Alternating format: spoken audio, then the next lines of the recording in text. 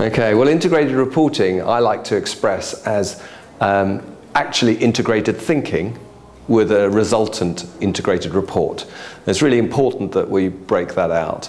The articulation in the integrated report is something that is centered on value creation as against, in its true sense, over the short, medium and long term. And that in essence is what integrated reporting is all about.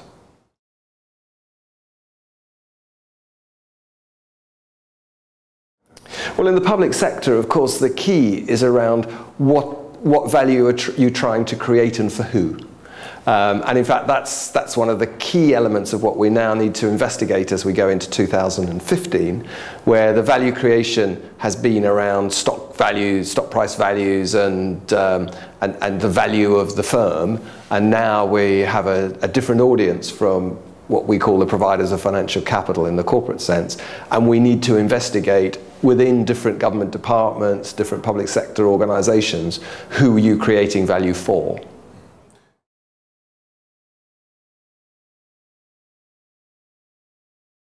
What we want to find out from the public sector is the applicability of our current corporate reporting and thinking framework into the public sector. So, for example, in the framework is centered on both value creation, but also on the 6 capitals that we talk about. And those are financial, manufactured, human capital, intellectual capital, social and relationships, and of course natural or environmental capital. And what we've got to make sure is that those are still the essence of what public sector are doing. And I'm happy to be challenged on that. My expectation is that actually the framework will stand up with sort of changes in the language more than the principles, but we need to test that. And without the participation of real public sector organizations, we'll end up with something very theoretical as against something that's useful. And we need that network of organizations across the world to center us.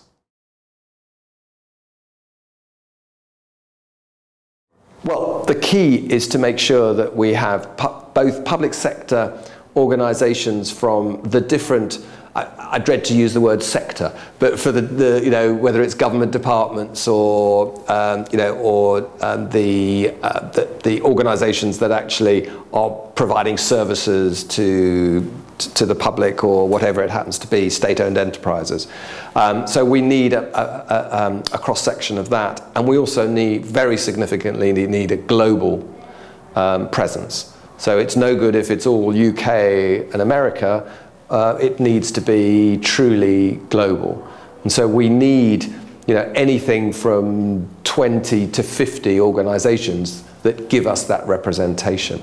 In fact, interestingly, when we did the company pilot program just over 3 years ago, we'd set ourselves the same sort of target, but actually we found that we had the numbers, but we didn't have the geographic spread. So we actually had a very good sector split, but not a good geographic split. So I don't want to play with numbers, but it's that we do need to make sure we have a good representation, so we get it right.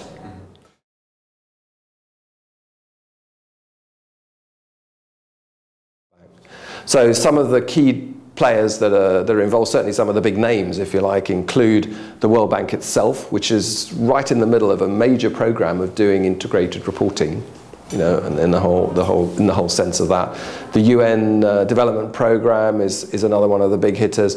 In fact, the Welsh Government and various departments within the Welsh Government are going to be part of that. We're hoping that the NHS in the UK, the National Health Service, will be part of it, and we're looking at broader picture, and there's lots of interest. The launch will catalyse the interest. So we start on the day of the launch.